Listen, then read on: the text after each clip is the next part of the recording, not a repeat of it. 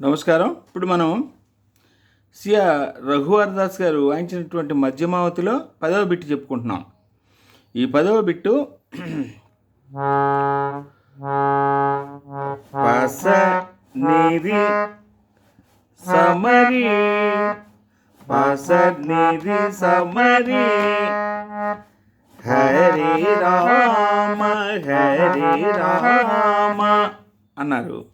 తర్వాత రామరామ నిమ పరి మస నిస నిస సాస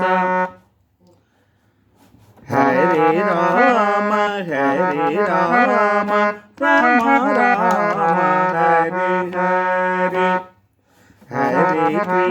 హరి హరి కృష్ణ కృష్ణ కృష్ణ హరి.